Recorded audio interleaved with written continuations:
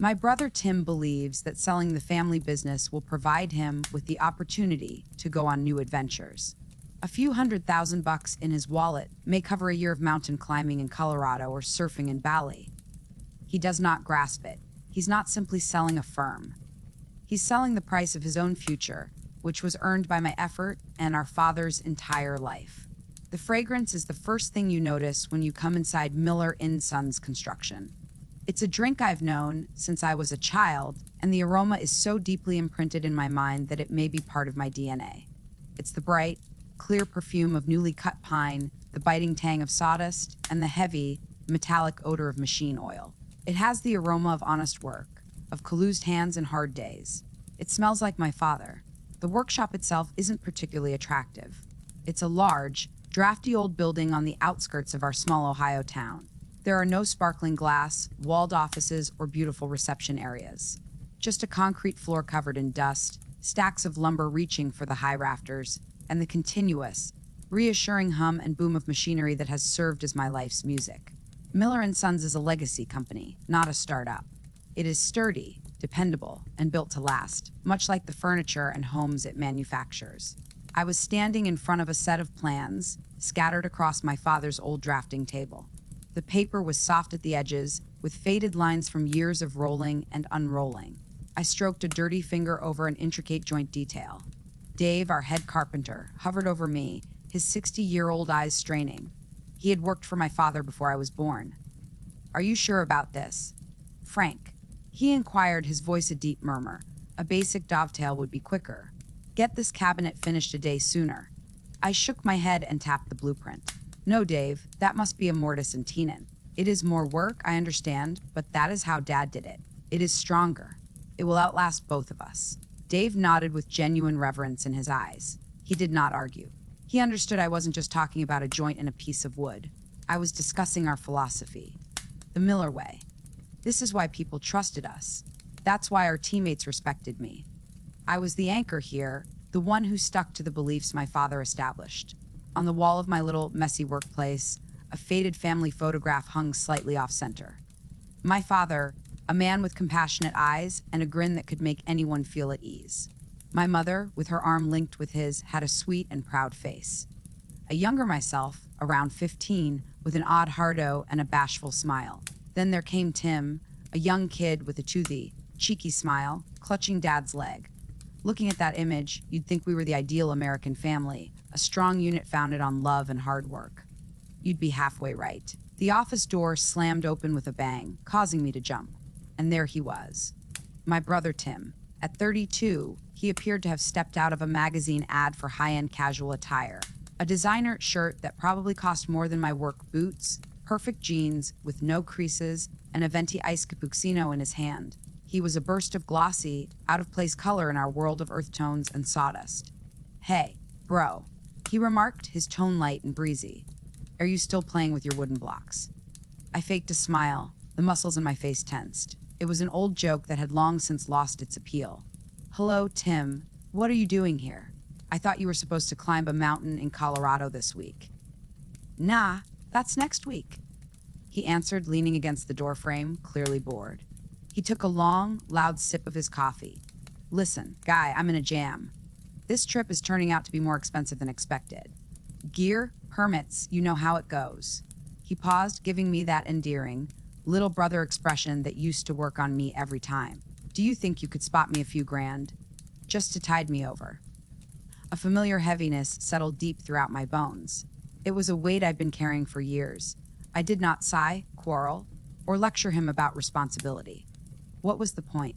I just reached for my wallet, took out the large wad of cash I had just withdrawn to pay a supplier, and counted 25 $500 bills. I delivered them to him without speaking. The gesture was automatic, a reaction developed over years of being the responsible older brother, provider, and fixer. "Thank you, guy," he responded, his face beaming as he shoved the money into his pocket without counting it. "You are the best. Seriously. Okay, I gotta go. Meeting some friends for breakfast." And with that, he was gone. A tornado of costly cologne and nonchalant entitlement.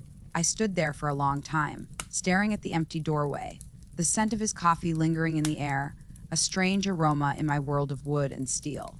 If anyone had seen my eyes, they would have seen a confusing mix of brotherly love, deep-seated bitterness, and tremendous, bone-deep tiredness. I had been propping him up his whole life. I really wasn't sure how much longer I could handle the weight. The call arrived 3 weeks later. A state trooper speaks in a flat, professional tone. An accident occurred on the interstate. A truck hydroplaned in the rain. Mom and Dad, gone. Just like that. My world shattered to dust in the span of a single phone call. The subsequent weeks were a haze of anguish and bureaucracy. The funeral was a solemn occasion, with the entire town gathering to pay their respects to Mr. and Mrs. Miller, the couple who had constructed so much of this community, both literally and metaphorically. Tim cried, and I held him like I always did. For a brief, fleeting time, we were two brothers bonded by loss. I stupidly assumed that this tragedy would be the catalyst that forced him to mature, that he might finally grasp the concept of legacy. The bubble of shared sadness burst in the sterile, mahogany-paneled office of our family lawyer, Mr. Davison. We sat across from his enormous, imposing desk, both wearing ill-fitting black suits. The air was dense with the funereal scent of old books and floor polish. Mr. Davison, whom we had known since we were toddlers, adjusted his glasses and cleared his throat, his countenance unreadable. In accordance with your parents' last will and testament, the entire shareholding of Miller and Sons Construction, including all assets, property, and accounts, is to be divided equally among their two sons, Frank Miller and Timothy Miller, he said, his voice resonating with practiced solemnity. 50% to each of you. The word struck me like a physical blow. I could not breathe you. My ears were ringing. 50%. I looked to Tim, expecting to see the same shocked expression on his face. Instead, I noticed a glimmer of something else. He tried to repress a faint, almost undetectable smile. His eyes gleamed with triumph. In that terrifying instant, I understood. He knew. He had expected this. My mind whirled. 20 years. I devoted this company 20 years of my life. I was 18 years old when my father had his first heart attack. I received a full-ride engineering scholarship at Ohio State, which would allow me to leave this small town and start a new life. But I had turned it down. I walked away from it without thinking twice, wanting to come home and assist manage the business to relieve my father's stress. I had learned everything about this organization, from bidding on tasks to mopping the floors. I had won our crew's loyalty and our clients' trust. I'd given up my own dreams to protect his. And Tim had not worked a single day here. He'd used the company as a personal ATM, coming in only when he needed a loan for his next ski trip or backpacking vacation. And now he owned half of it. The unfairness burned like acid in my gut. That night, I was in the office late, staring blankly at a stack of invoices, my mind a whirlpool of anguish and rage. The numbers swam before my eyes. The door creaked open, and Tim walked inside. He wasn't in his suit anymore. He went back to wearing fancy pants and a casual blazer. "I've been thinking," he remarked in a matter-of-fact tone, as if we were debating dinner options. "I want to sell my half." I didn't look up from my desk. The pen in my palm felt heavy like lead. "Sell." I repeated, my voice hollow. "Tim, this is mother and father's inheritance. Our family's legacy. It's a pile of wood and dust, Frank," he continued, his voice filled with irritation that irritated my sensitive nerves. "I'd like cash. I want to live my own life, not Dad's. And there is a buyer. A large one. Thorn Development. They're extremely intrigued. They will pay a premium."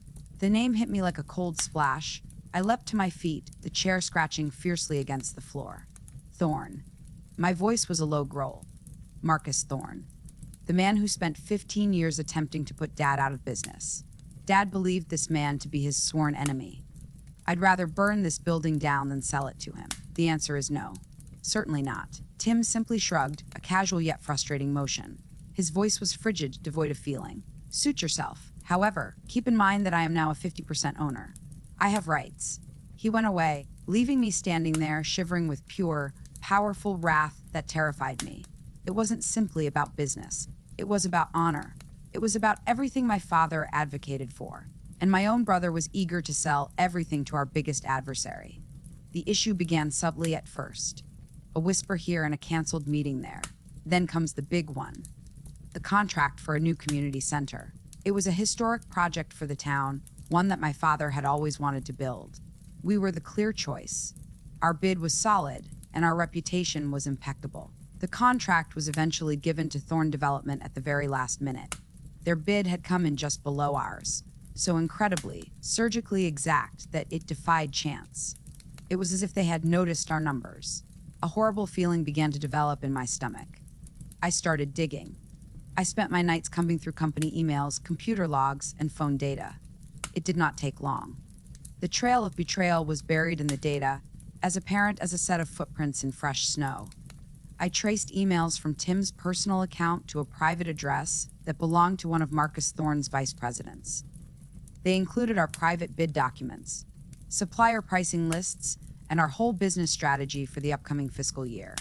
He had turned over the keys to our realm to the adversary. For what? A higher reward when the company was eventually sold. I printed everything, and the stack of papers felt like ice in my hands. I drove to Tim's absurdly pricey downtown apartment, which he was paying for with money I had loaned him. I discovered him lounging on his leather sofa, watching a sporting event on a television the size of my workbench. I didn't say anything. I threw the stack of papers on the polished coffee table in front of him. They were spread across the glass surface, forming a damning mosaic of his deceit. Why? My voice was just a whisper, hoarse with anguish. Why are you doing this, Tim? He glanced at the papers, his expression unconcerned. He didn't even have the courtesy to show shame. He picked up one of the emails, read it casually, and put it down. I told you I wanted to sell, he explained, his tone chillingly calm. He stared me straight in the eyes, his expression devoid of any regret. You got in my way. I believed if the company struggled, you'd be more motivated to sell at a fair price. It's only business, bro. It's simply business, brother. The casual brutality of their comments destroyed something within me. The remaining traces of brotherly affection, the residual sense of obligation, were all reduced to ash. The boy I grew up with, the little sibling I had always safeguarded and provided for, was no longer alive. Perhaps he had never truly been there after all. In his place was a stranger, a cold, calculating parasite who considered our family's life's work as nothing more than a stumbling block on his way to a comfortable life. The H was excruciating in my chest. But beneath the anguish, a new sensation was taking hold. Cold, hard resolve. My initial call was to Mr. Davison. I presented the proof, my voice quivering with wrath and despair. His remark was a bucket of cold water to my boiling rage. His voice, heard over the phone, was full of wary pity. Frankly, this is a bad scenario. However, your options are limited by legal constraints. Tim, as a 50% owner, has the legal right to access all of that information. Proving malicious intent to destroy the corporation for personal advantage would be a costly and lengthy court struggle. And, really, son, it's a struggle you're practically certain to lose. I hung up the telephone. I sat in my pickup in the law office parking lot, the motor turned off, squeezing the steering wheel so hard my knuckles were white. The world outside the windshield appeared distant and muffled. I was trapped. The law could not aid me. Justice was a luxury I could not afford. The company was bleeding out, my brother was holding the knife, and our main competitor was circling like a vulture. I felt a flood of complete hopelessness rush over me, so intense that it threatened to drown me. Everything my father had established, everything I had worked my entire life to safeguard, was about to be taken away. There was nothing I could do about it. For a few days, I was a ghost. I would go to the workshop and go through the motions, but my heart was not in it. The scent of sawdust felt like ash in my lungs. The crew felt it. They'd walk on eggshells around me, their usual friendly banter replaced by worrisome looks and hushed whispers. Dave tried to speak to me once and placed a soothing touch on my shoulder. "We'll get through this." "Frank," he said. I simply nodded, unwilling to meet his gaze. How could I tell him? This was a terrible betrayal that had poisoned the well. Nights were the worst. I'd sit alone in the dark office, the only light coming from the street lamp outside, sending long shadows across the room. I'd just stare at the old family photograph on the wall. I'd gaze at my father's cheerful expression. A man of principle and integrity. He had fought Marcus Thorne for years, fending off his predatory tactics while never compromising his ideals. And now his own kid, his youngest child, was delivering Thorne the victory with a silver platter. Something inside me altered one night as I was sitting in the dark. The misery, the hopeless wrath did not go away, but it began to change. It chilled. It hardened. It crystallized into something altogether different. A frigid, piercing, and diamond-hard resolution. I looked away from my father's face in the photograph and toward my own reflection in the window's dark glass. My eyes were fatigued, but they showed a fresh light, a gleam of steel. If the law could not provide me with justice, I would have to construct my own. If I could not salvage Miller and Sons' construction, I would at least save its soul. I would not sacrifice my father's heritage for Tim's vacation. The concept began to take shape then, not as a sudden burst of inspiration, but as a patient, methodical construction.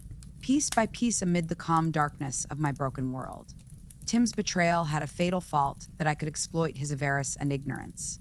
He did not grasp the business. He wasn't concerned about the clients, the staff, or the quality of the work. He simply saw a name on a deed with a dollar sign attached. He believed he was selling a corporation. I was going to make certain that by the time he did, all he was selling was his name. The next morning, I strolled into the workshop as a different man. My shoulders were no longer slumped. The tired cloud in my eyes had lifted. I was concentrated, acute, and calculated. When Dave spotted me, he took a double take. "You look better, Frank," he added, his tone cautiously optimistic. "I am Dave," I answered, my voice firm. "I have a plan." I no longer spent my nights staring at the walls. They were spent on my laptop, with a stack of legal books from the public library beside me. I became an expert in company law, asset transfer, liability, and incorporation. I learned about shell corporations and legal firewalls. My search history resembled that of a first-year law student studying for finals. The first step of the plan was quiet and nearly unnoticeable. In the dead of night, with a prepaid credit card and a PO, I established a new corporate entity with the state of Ohio. I called it Legacy Builders LLC. It was a basic name with a clean slate. The articles of incorporation were clear. Frank Miller, owned 100% of the shares. Miller and Sons represented the past. Legacy Builders represented the future. The second phase was the most essential and peerless. It needed me to use the one asset Tim would never comprehend or possess of loyalty. I started with Mr. Henderson. He was a retired school teacher for whom we had constructed a personalized library 2 years ago. He had been one of my father's first clients back in the 1970s. I met him at a little out-of-the-way coffee shop, away from the town's normal rumor mills. I set everything out for him. I didn't become emotional. I conveyed the information calmly and professionally. "Mr. Henderson," I began, my voice low and steady. "I'm going to be completely honest with you. There's an internal ownership dispute at Miller and Sons. Because of this, I can no longer guarantee the standards of quality and service that you and my father have come to expect." I let it sink in. His face, wrinkled from a long life, became troubled. However, I continued, sliding a single, freshly printed business card across the table. "I am starting a new venture. It will be just me and my best crew, the same men who built your library. I would be honored to continue as your contractor for the new garden shed you mentioned. And I can do it for 10% less than the quote I gave you last month." I looked him in the eye.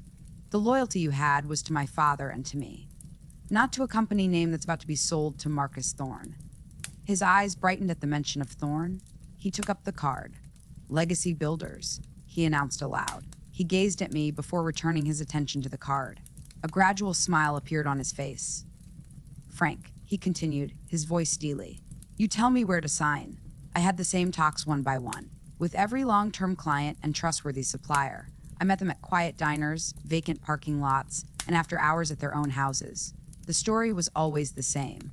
Miller and Sons was compromised. Legacy Builders was the continuance of my father's true legacy, one of trust, excellence, and integrity.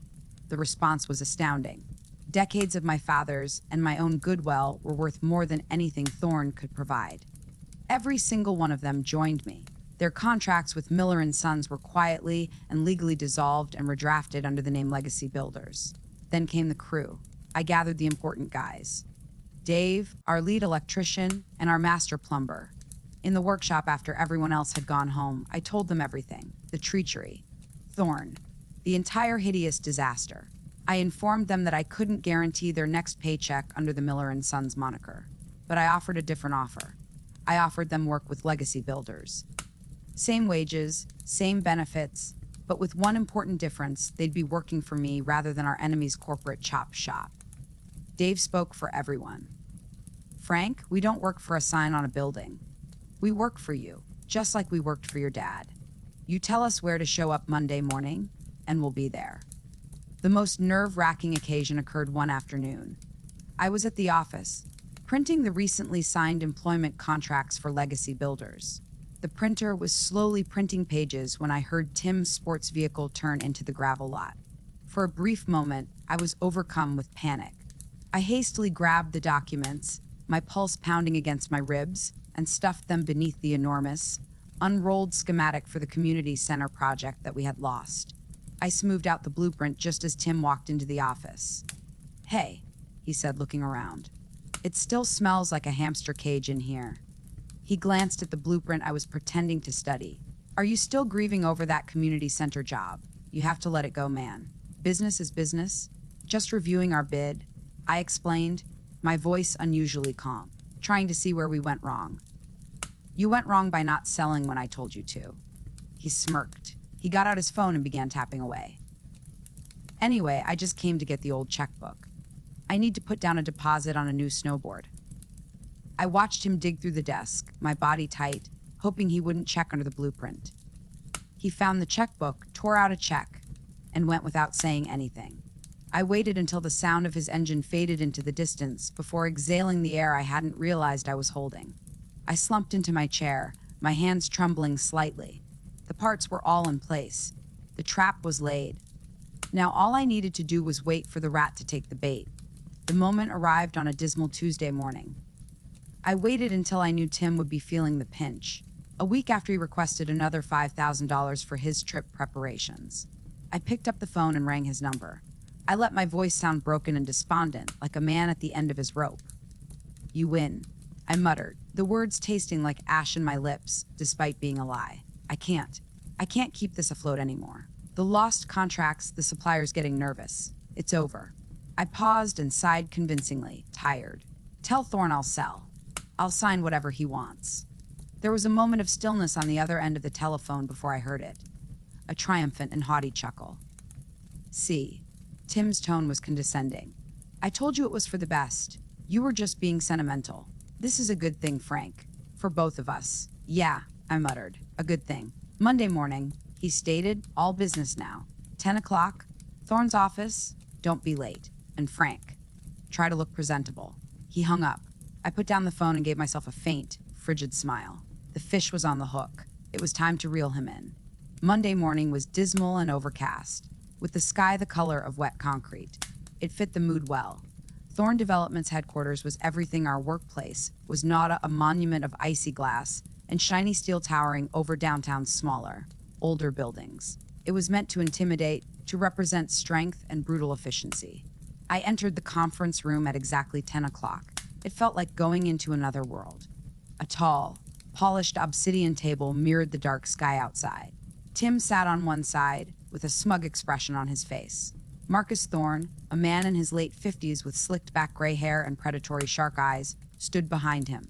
They were flanked by two sharp-suited lawyers who appeared to have been built in the same factory as the table. They were all relaxed and confident, enjoying pricey bottled water. They were vultures assembled for a feast. Then there's me. I strolled in alone, wearing my father's old, slightly too large tweed sport coat. I placed my battered leather briefcase on the table with a quiet thud. My father had carried the same briefcase for 30 years. "Frank," Thorne whispered, his voice a sweet purr that couldn't conceal the triumphant steel beneath it. "Good to see you've finally come to your senses. Decided to face reality." One of his lawyers slid a massive stack of documents across the table toward me. It struck with an imposing thwack. "This is the comprehensive acquisition agreement for all assets, holdings, and goodwill of Miller & Sons Construction," the lawyer declared. I did not even glance at the document. Instead, I opened my briefcase, pulled out a single, slender folder, and slid it lightly across the glossy surface. It appeared completely small contrasted to their pile of paperwork. "I think you'll find there's been a misunderstanding," I remarked, my voice calm and level, piercing through the room's cockiness. "This is what you're actually buying." Thorne's smile wavered. He He shared a puzzled look with Tim before carefully examining my packet. His attorneys leaned in to look. Inside, there were only two documents: C. Miller Ein Sons Construction's original business registration and a painstakingly written, up-to-date inventory of assets. I let them stare at it for a bit, allowing the stillness to spread. I could see the confusion growing in their eyes. As you can see, I began, my voice as cold and harsh as the table in front of us. Your contract is for the purchase of the legal entity known as Miller & Sons Construction, a fine name with a long history. I leaned forward slightly. Unfortunately, that name is all it has left.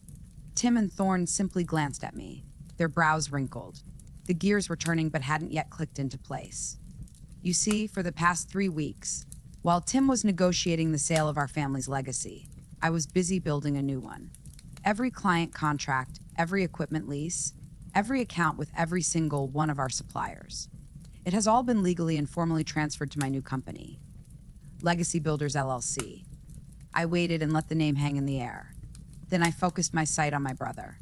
His smug expression had evaporated, replaced with a dawning, terrible terror. All of our best employees, the craftsmen who give the company its value, have also resigned from Miller & Sons. They signed new employment contracts with me last week.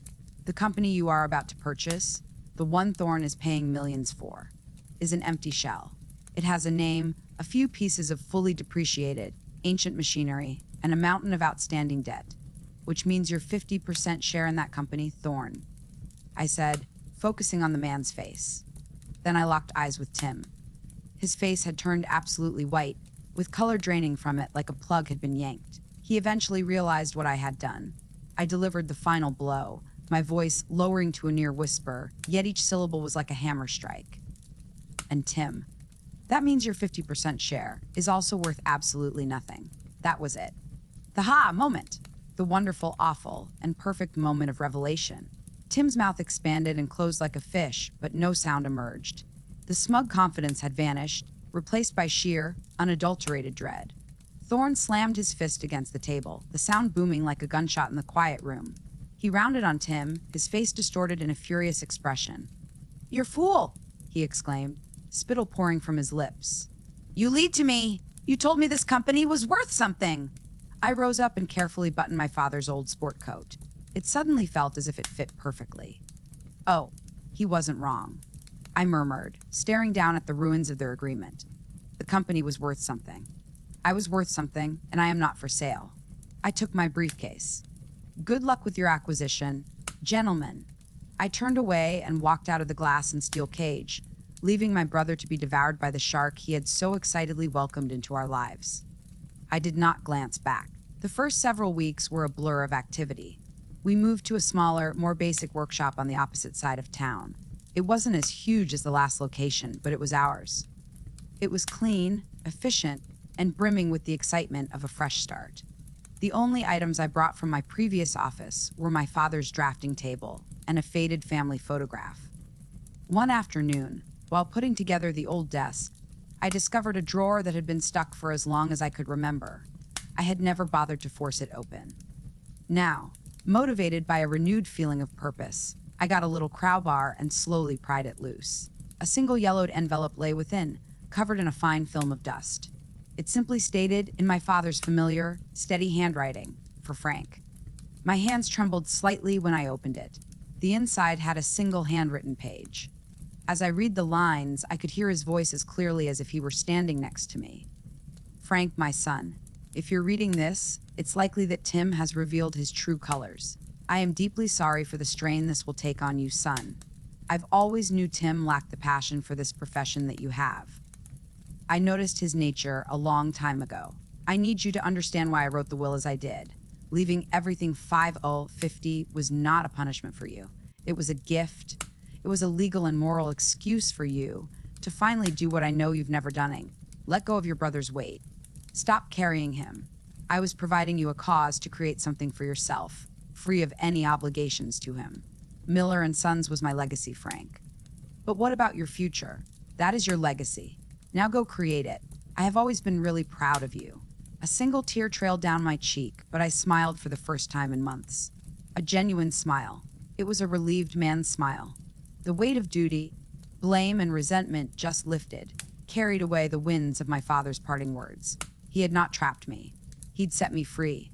I stood by the window of my new office, staring out at the raw plot of land next door where we were going to begin work on our first significant project as legacy builders.